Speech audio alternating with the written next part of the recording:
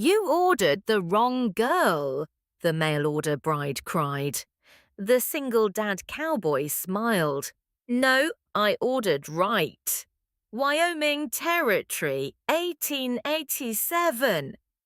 The wind stirred dust across the main road of a small frontier town where wooden storefronts lined the street like aging sentinels.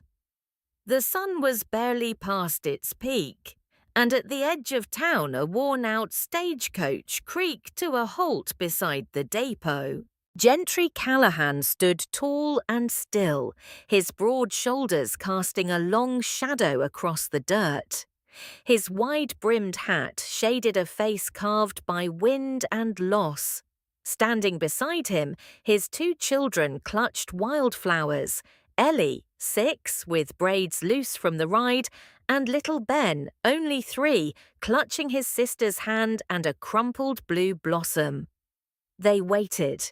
The door to the coach opened and the last passenger stepped down. She wore a pale blue travelling dress faded at the edges, her gloved hands trembling slightly as they held her modest valise. She was younger than Gentry expected, early 20s maybe. Her face was soft and kind, but wrong, not the one from the photo. Ellie stepped forward, holding out the flowers. "These are for you," she said with a wide smile. "Because you are going to be our mama." The woman blinked, startled, then knelt to accept the flowers. "Thank you, sweetheart," she whispered. "They're beautiful." Gentry stepped forward slowly. His voice was low and steady, but distant. "Your name?" The woman stood up, nervous now. Loretta Woodson," his jaw clenched. "That is not who I was told would be coming," he said plainly. "The photograph, the letters, they were not from you." Loretta lowered her eyes. "No, they were not." Gentry's face darkened. "So who are you?" She swallowed hard. "The woman who was supposed to come, she changed her mind. I was staying in the same boarding house. The matchmaker needed a replacement quickly. She said you were kind, that you needed someone to look after your children. She gave me the train fare and her letters and told me to go." "You knew I was expecting someone else," he said flatly. "I did." "You came anyway. I had nowhere else to go." Gentry exhaled through his nose, the dust swirling at his boots. He looked away for a long beat, then turned his back. "This was a mistake. Please," she said softly. But he had already started walking. "Come on," he told his children. "We are leaving." Ellie glanced between the woman and her father. Ben hesitated, confused. Then both children began to follow, dragging their feet and glancing back. Ben tripped on a loose stone in the path. He fell hard, his small hands scraping the dirt, the flowers tumbling from his grip. He began to cry. Loretta dropped her bag and rushed to him without thinking. "Oh, baby, it's all right," she cooed, gathering him gently into her arms. "Shh, I've got you."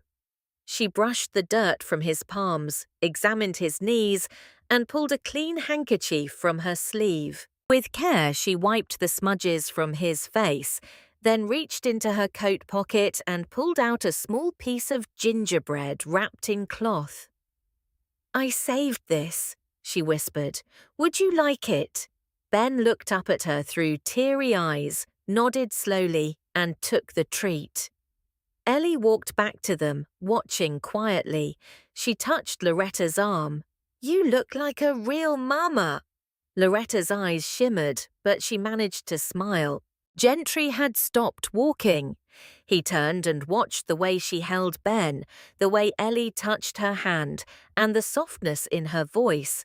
None of that was in the photo. He walked back, his boots quiet in the dust. He stood in front of her, studied her face, then looked at the way Ben leaned into her. "I think," he said slowly, the hardness slipping from his voice, "I ordered right." Loretta blinked, stunned. "I do not need a wife," he added. "But I need someone who can care for them. Just for a while, 1 month if you are willing." She looked from him to the children, then back again. "I am." They rode in silence toward the homestead, the wagon creaking over open land. Loretta sat between the children, humming softly. She began to teach them a song her grandmother used to sing, something about the moon and prairie flowers. Gentry kept his eyes on the road ahead, but every now and then he glanced sideways, and something in him, long buried, stirred. Loretta's new room was hardly a room at all, just a converted storage space at the end of the hallway, barely wide enough to hold a bed and a chest. The window was small and the walls smelled faintly of dry wood and old grain, but Loretta did not complain. When Gentry opened the door and said simply, "This will be yours," she nodded and stepped inside without a word. He had called it the guest room, but the children had other ideas. "Are you sleeping in there, Mama Loretta?" Ellie asked, tugging at her hand. Gentry's brow furrowed. "She is not." But Loretta squeezed the girl's hand gently. "Yes, sweetie, just down the hall if you need anything." Ben clung to the hem of her dress and nodded solemnly, as if that settled it. To them, she already belonged. In the days that followed, Loretta quietly folded herself into the rhythms of the house. She rose before dawn to warm water on the stove and baked cornbread for breakfast. She patched a torn sleeve on Gentry's work shirt without being asked. When the children spilled flour or tracked in mud, she said nothing, only smiled, cleaned it up, and hummed a tune from back east. Gentry watched her from the porch, across the table, or from the doorway as she scrubbed dishes until they shone like glass. He had known prideful women, fragile women, and flirtatious ones too. But this woman, this quiet, steady presence, was something else entirely. There was no desperation in her movements, no bitterness, just a kind of stillness. Not the stillness of surrender, but of someone who had survived something and come through the other side. One night, the house was still save for the crackle of firewood in the hearth and the slow ticking of the clock. Gentry was halfway through a ledger when he heard a cry, "Ellie!" He rose instinctively but paused in the hallway. The child's door was already ajar. Loretta was there, her shadow cast long on the wooden floor. She moved gently, sitting on the edge of the girl's bed and brushing tangled hair from Ellie's damp forehead. "Bad dream?" she whispered. Ellie nodded, still sniffling. "I dreamed I lost Ben and I could not find Mama." Loretta paused, smoothing the blanket. Then in a soft voice she began to hum a tune unfamiliar to Gentry, melancholy, slow, a lullaby carried from somewhere far away. After a moment, Ellie asked, "Will my real Mama ever come back?" There was a long silence. Loretta did not rush to answer. Instead, she gathered Ellie into her arms, held her against her chest, and spoke just above a whisper. "Some people, they never truly leave us, even when we cannot see them anymore. But sometimes, sweetheart, God sends someone new so our hearts do not stay empty forever." Gentry stood frozen in the hallway, one hand on the doorframe, his throat tight. When Ellie finally drifted off, Loretta remained beside her for a while, staring into the dark. Her hand rested over the girl's small back, but her eyes were distant, as if she were singing herself to sleep too. Later that night, Loretta sat alone in her little room. The candle beside her flickered low. She opened the satchel that held all she owned, reached inside, and pulled out an old folded letter, creased and stained from too many readings. She read it again, though she already knew every word. Loretta, I cannot go through with it. My mother forbids it. Please do not be angry. I hope you find peace somewhere. She folded it back carefully, placed it beneath her pillow, and sat in silence. She had once worked in a tailor's shop in Missouri. Long hours, quiet corners, polite smiles. The son of the shop owner had taken an interest in her. At first she thought it was kindness, then affection, then love. He had promised her a home, a future. They had planned to leave town and start over in Colorado, but when his mother discovered the affair, Loretta was cast out. No warning, no defense. He did not fight for her. He did not even show up to say goodbye. With no family, no job, and no roof over her head, she had done what many desperate women did. She answered a letter, not out of romance, but out of necessity. She never expected love, but she had hoped, just once, not to be left behind. Down the hallway, Gentry still stood outside the children's room, unable to move. Her words echoed in his mind. Sometimes God sends someone new.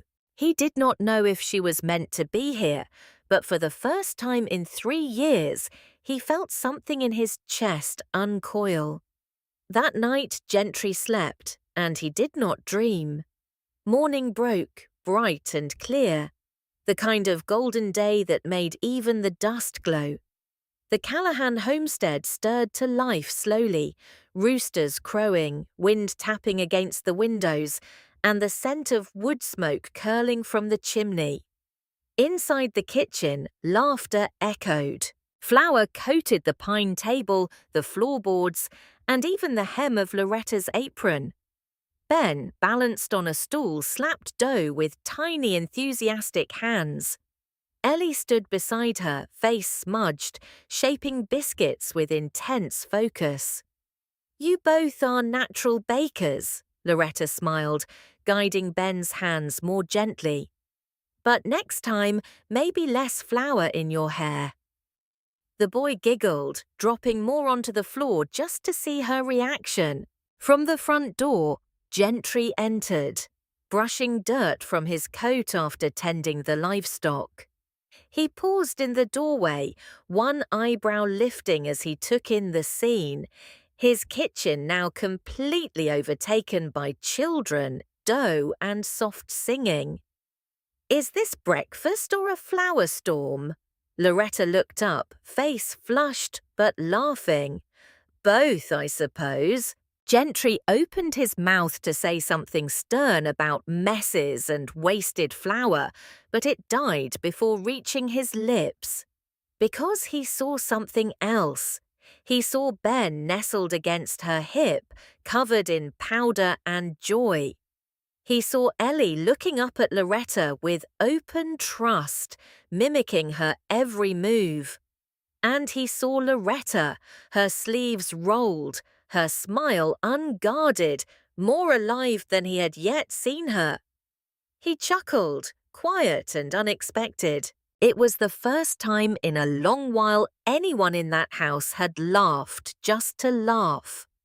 Later that afternoon, Gentry returned from the barn to find the children seated at the table, hunched over paper and coloured chalks.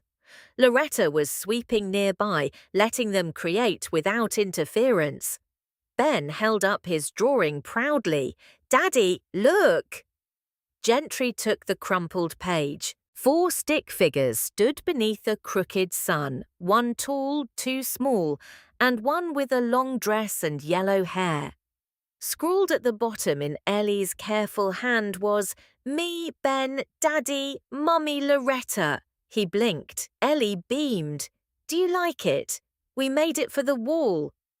Before he could respond, she ran to the kitchen, snatched a nail from the drawer, and with Loretta's help, pinned the paper beside the fireplace. It hung there, wobbly, bright, and impossibly innocent. Gentry stood staring at it long after the children had gone to wash up. Loretta moved beside him, drying her hands on a towel, watching his face. He did not speak. Instead, he reached up, pulled the drawing from the wall carefully, and held it for a moment in his hand. Then he turned and walked toward the back room. In his bedroom, he opened the top drawer of a wooden chest, hesitated, then slid the drawing inside between two folded shirts where no one would see it but him. He came back out to find Loretta waiting. Her voice was tentative. "Did I do something wrong?" He looked at her, and the answer was too tangled to name. No, she had not done wrong. But something about that picture, about the word mommy next to her name, unsettled him. Not because it was untrue, but because it felt dangerously close to something he had sworn never to hope for again. He shook his head slowly. "You did nothing wrong," he said. "It is just I am not ready, that is all." Loretta nodded. "I understand." She turned back to the sink, quietly humming again, the tune gentle and low. Gentry stood still for a moment longer, then stepped outside, needing the open air more than he could admit. The breeze carried her voice after him, a melody that made his chest ache, even as he tried to forget why. Clouds had gathered through the late afternoon, slow and heavy. By dusk, the sky broke open. Rain fell in torrents, sharp as nails, driven sideways by the wind. The storm came fast and hard, no warning, no mercy. Thunder cracked as Gentry wrestled the barn doors shut. The smaller coop near the back of the property groaned under the weight of water, and when lightning split the sky, he saw the chicken pen roof bow inward, one side already giving way. He cursed under his breath and grabbed a tarp. "Stay inside," he shouted over his shoulder, knowing Loretta would be listening. But when he reached the broken coop, sloshing through ankle-deep mud, she was already there. Soaked through, skirts plastered to her legs, she held one edge of the tarp and was guiding the last of the frantic hens into the corner. "You should be inside," he barked. "So should you," she snapped back, not looking at him.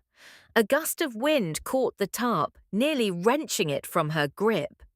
He moved fast to help her, hands working quickly, tying the corners down with rope.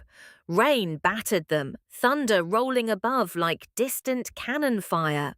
Loretta reached up to adjust the far end when her boot slipped in the muck. She went down hard. Gentry caught her before she hit the ground, arms wrapping around her waist in a reflex older than thought. She clutched his coat, breathing fast, hair soaked and clinging to her face. Their eyes met, close, too close.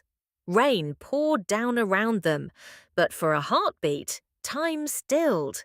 Then he blinked, jaw tightening. He let go, stepping back. "Be careful," he said, almost too quietly. She nodded, not trusting her voice. They finished the work in silence, side by side beneath the storm. By the time they came back into the house, Loretta was shivering. She tried to wave him off, brushing water from her shoulders, but Gentry pointed toward the chair by the fire. "Sit." She did. He stoked the flames higher, then disappeared into the kitchen. A few minutes later, he returned with a steaming mug. "Drink this." She took it, hot water with honey and ginger. "Thank you," she murmured, surprised. He sat across from her but said nothing. The firelight flickered, casting shadows that danced across his face, softening the lines around his mouth. "I will be fine," she said, her voice barely above a whisper. "I know." He watched her sip the drink slowly. Her hands were still trembling, though not from the cold anymore. Gentry looked away first. He stood, walked to the door, and paused. "If you need anything tonight," she looked up at him, brows lifted. He cleared his throat. "You can knock." Their eyes held for a breath longer than necessary, then he was gone. She sat in the quiet for a long while after that, mug warm in her palms, the storm easing outside. Somewhere deep inside her chest, something small and aching stirred. And upstairs, lying awake in the dark, Gentry stared at the ceiling, listening to the rain soften into a whisper. He could still feel her in his arms, and he hated how much he wished he had not let go. The fire had burned low, leaving only amber coals glowing in the hearth. The children had long gone to bed, their soft breathing a steady rhythm through the quiet of the house. Loretta sat at the edge of the hearth, a patch of mending in her lap, though her needle had stilled. Gentry was across the room, leaning back in his chair, boots planted firmly on the floor, arms crossed. The silence between them was not uncomfortable, just full of unsaid things. Loretta looked up, hesitating. Her voice was gentle when it came. "Do you mind if I ask about her?" His eyes flicked toward her. "Her? Your wife?" For a moment, he said nothing. The logs shifted in the fireplace, then he nodded once, as if giving himself permission. Her name was Clara. He did not look at Loretta as he spoke, eyes fixed on the dying fire. She had a laugh that made people turn their heads, not because it was loud, but because it made you want to hear it again. She grew up near the river towns, loved reading more than cooking, thought chickens were the devil. A corner of his mouth lifted faintly, but it did not reach his eyes. She got sick the second winter after Ben was born. Fever came on fast. Malaria, they said. Nothing we could do. No doctor nearby. He stopped, jaw clenched. I was out hunting, trying to bring back meat before the snow hit hard. By the time I got back... His voice cracked, barely a breath now. She was already gone. Loretta sat very still, the patch of fabric falling from her lap. Her heart ached with the weight of his words. I buried her on the South Hill, Gentry continued, next to the willow she liked. I go out there sometimes, but not often enough. I tell myself it is because of the work, the kids. Truth is, I do not know if I go for her or for me. He leaned forward, resting his elbows on his knees, head bowed. I blamed myself, still do some days. Thought if I had been quicker, smarter, stayed instead of leaving. But life out here, he exhaled sharply, it does not wait for you to feel ready. A long silence followed. Loretta reached out, slow and steady, placing her hand lightly on top of his. Her touch was soft, not pressing, just present. Gentry froze. Then he pulled his hand back, almost too quickly. His eyes flickered up to meet hers, then darted away again. I am afraid, he said quietly, afraid if I let myself shore again, I will lose her too, and I do not know if I could survive that twice. Loretta's hand lowered to her lap. She did not flinch or frown. She only nodded once and began to gather her sewing. I understand, she said.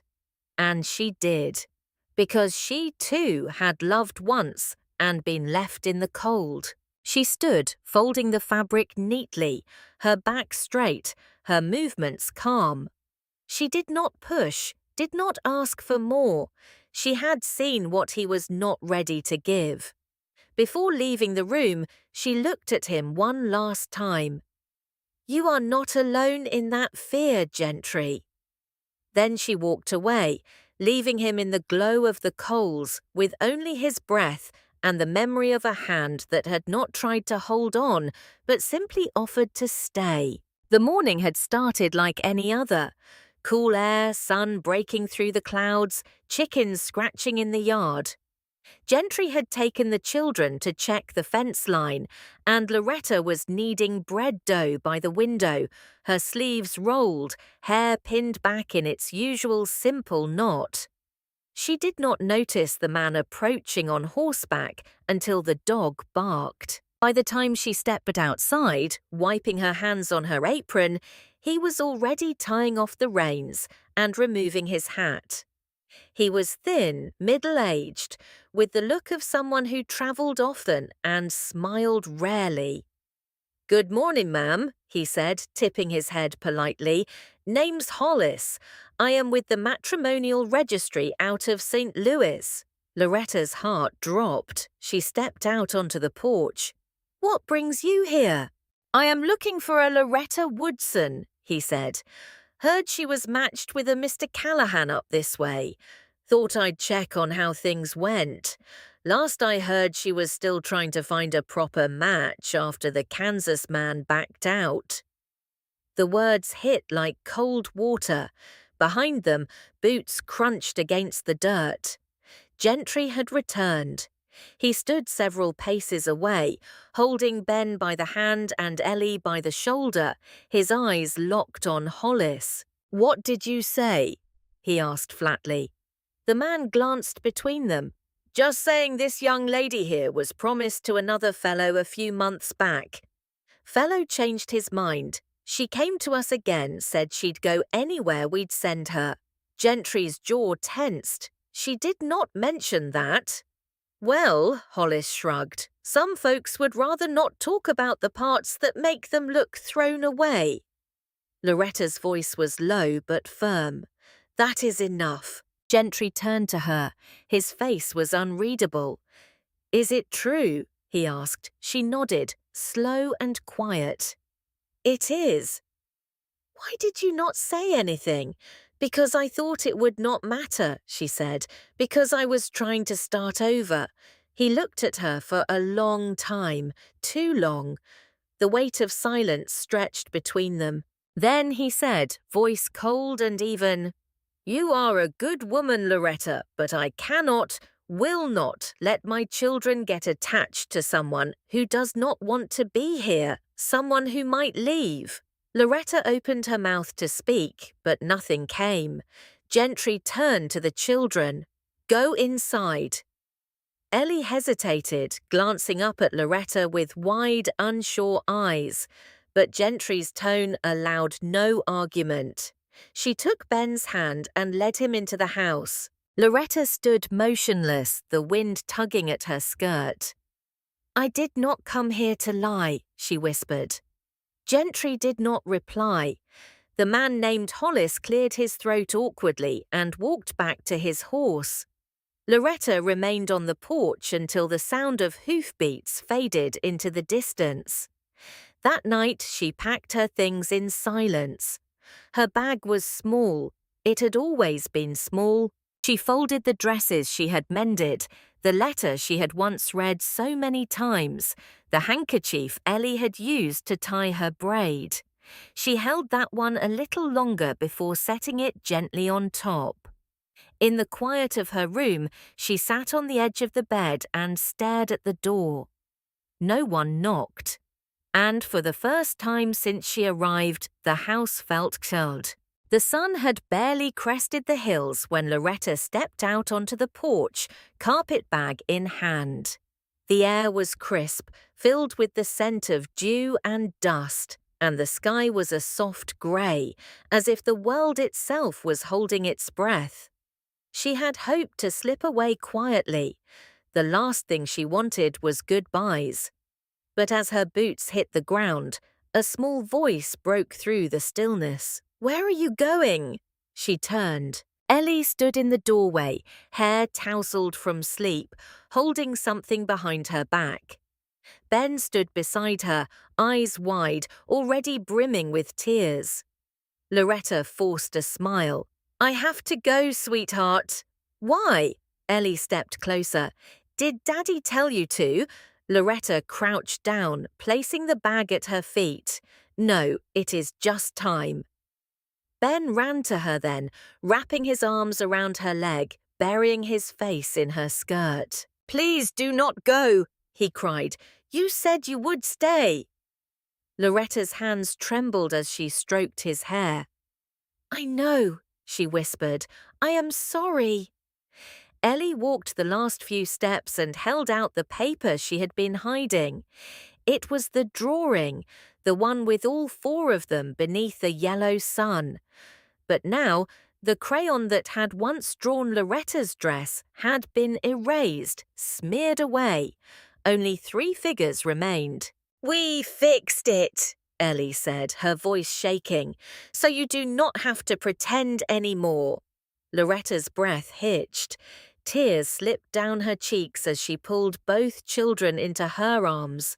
They clung to her tightly, little hands gripping her dress, her arms, her shoulders, anything to keep her there. "I do not want to go," she sobbed, pressing her face into Ellie's hair. I thought it was what he wanted." Behind them, a door creaked open. Gentry stood on the steps, shirt sleeves rolled, eyes dark and unreadable. He had not slept. In his hand he held a small velvet pouch. He watched them for a long moment, then slowly descended the steps, stopping just a few feet away.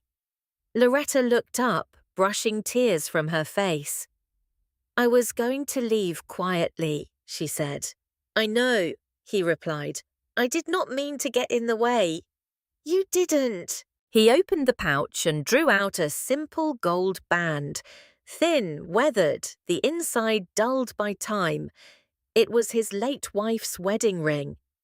"I kept this," he said softly, "because I thought I would never find someone who could fill that place, someone I could trust, for the kids, for myself."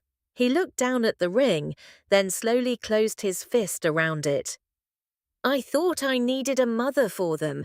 That was the whole reason I wrote those letters. But then you came, and it wasn't just them you took care of." He met her eyes. "You sat beside me when I would not speak. You listened without demanding. You stayed up with my children when they cried. And when you thought I would not choose you, you still protected their hearts." He opened his other hand. A second ring lay in his palm, new, plain, but chosen. "For a long time I lived afraid of love," he said. "But now I am more afraid of letting it walk away." He knelt, the dirt soft beneath his knee. "This is not about the children," he said. "Not anymore." He held out the ring. "This time it is because I choose you." Loretta stared at him, her lips trembling, the morning light catching in her eyes. And as the children watched, silent and breathless, she reached out and took his hand. The late afternoon sun spilled gold across the open fields behind the Callahan homestead. A soft breeze stirred the prairie grass, carrying the scent of wildflowers and fresh earth. Beneath the tall cottonwood tree just beyond the barn, a few wooden chairs had been arranged in a semicircle.